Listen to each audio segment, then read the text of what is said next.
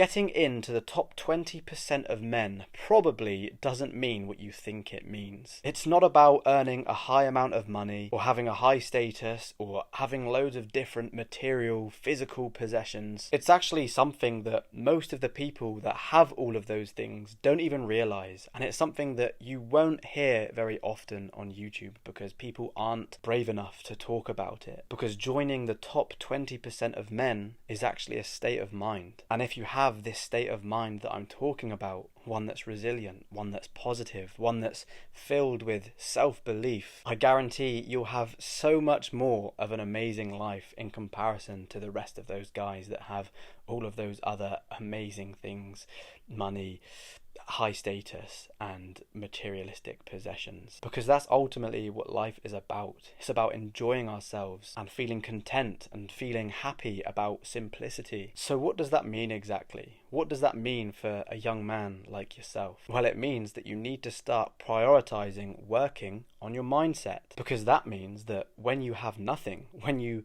live in a mud hut surrounded by rats and bugs, you'll still be content and you'll still be high on life. And I'm not saying that you can't be motivated by money and that you can't be motivated by physical possessions, because let's face it, they can be a great motivator, and there definitely are a lot of advantages to having those things, you know, let's not kid ourselves. But you have to understand that having those things are not what define whether or not you are in the top 20% of men or not. And they aren't what define your true and long-term happiness. Because as I said, it's your mindset that defines you.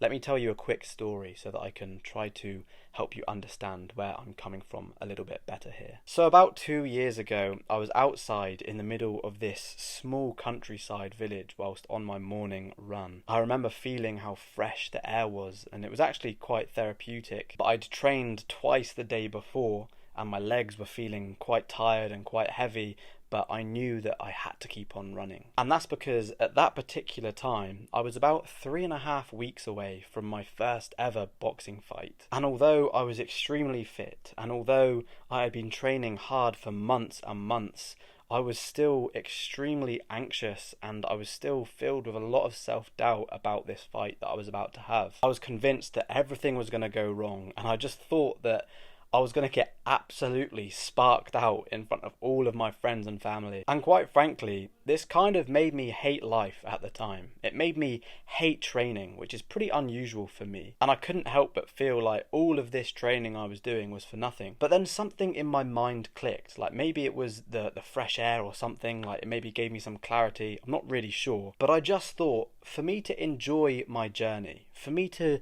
enjoy this training, my mindset has to change. I'm literally making things harder for myself by not believing in my abilities. And if I don't change, I'm not going to be able to sustain this. I'm not going to be able to sustain my training and sustain this journey that I'm currently on. So then when I got home, I thought, how am I going to change this? How am I going to change this mindset that I currently have and start enjoying the process? And that's when I realized that although I was training hard, I wasn't doing all of the other things that the successful pioneers did throughout history. I wasn't doing positive affirmations, I wasn't journaling, I wasn't meditating, I wasn't learning new things every day and testing myself mentally. So I then decided to make these things a priority. And long story short, it pretty much changed my entire perspective on not just the boxing fight, but also life as a whole. And what's interesting is that I actually ended up losing this fight on a split decision. And I say losing like that because I believed, and I still believe, that it's not possible to lose when you have the right mindset, because you either win or you learn. So what can you learn from that story that I've just told you? Well, hopefully you can see the importance in surrounding your brain with positivity and joy and self-respect and humility. And hopefully you realize that doing this is a life commitment. It never ends. You're always learning. And no amount of grind or hustle is going to get your mind to think in the way that it needs to join what is, in this context, the top 20% of men. Because the only real way that you can get there is by doing holistic self-improvement, which are the things that I focused on in the story that I just told. as well as, of course, the fitness training. And by the way, holistic means that you just focus on doing many different parts of self-improvement as a whole at the same time. And the reason for this is because it's easy when things are going well and you feel positive, isn't it? But what about the times when you feel negative and when you're in a rut and when you feel stressed out and when you maybe even feel a bit depressed? What are you going to do then? Because trust me, we're going to go through a lot of phases like this in our lives. So we need to know how to deal with these emotions. And from my experience, what I'm about to tell you are the things that I've found that are the best way to deal with them. And this is through boxing, this is through active breathing, this is through brain dumping, and this is through doing positive affirmations.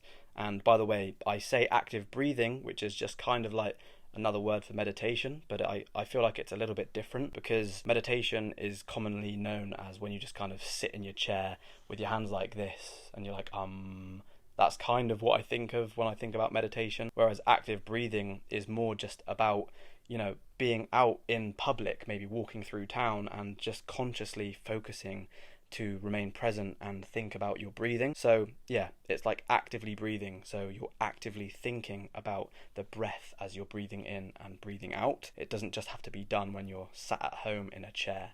It can be done, you know, wherever you are. And brain dumping is basically just a form of journaling, but I tend not to write down journaling because I just feel like it doesn't motivate me in the way that I feel like the idea of brain dumping does. Because essentially with brain dumping, I mean, it's kind of in the name, you literally just write down all of the thoughts that you have onto a piece of paper and you get out every single piece of information that you're thinking about and all the negativity you're thinking about.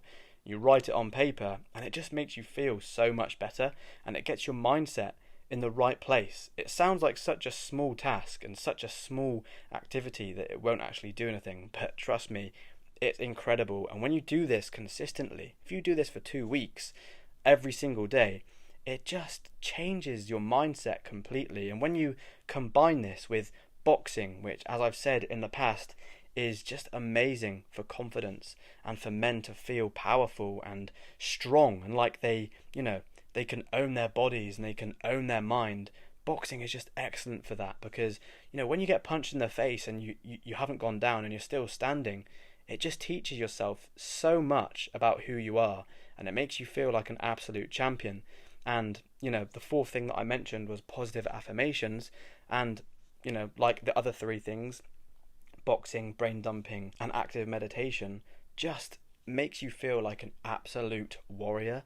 Because if you're telling yourself something positive consistently every single morning and every single evening, for example, let's say you have, you know, a list of 10 sentences that make you feel empowered, and you keep telling yourself this stuff, you're eventually going to start to feel the effects of that, aren't you? It's in the same way that, you know, when I was training for my boxing fight, I would run through all of these sentences in my head whilst on a run, and I would say, oh, I'm not good enough, I'm going to get sparked out by my opponent and stuff like this.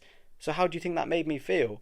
Right, it made me feel like shit. I was going to give up. So in the same way that you tell yourself negative things, you can tell yourself positive things, and then you're going to start to feel like, you know, an absolute champion. That's the whole point of positive affirmations. So remember those 4 things: boxing, brain dumping, active breathing, and positive affirmations. These things are going to absolutely revolutionize the way that you feel about yourself, and it's absolutely going to make you join the top 20% of men in this context that I'm talking about, of course. At the end of the day, how can you possibly even deserve to feel good about yourself if you're not even working on your mind and trying to improve your mental fortitude? And it sounds harsh, but not many people would have worded it like I just have, and that's because I'm real about this shit, man. I know how it feels to go through bullshit, and I know how it feels to come out on the other side, and I needed somebody to tell me that I don't deserve to feel good because I'm not doing what is necessary to feel good about myself. And I needed someone to tell me to work on my mental fortitude, to work on my mindset,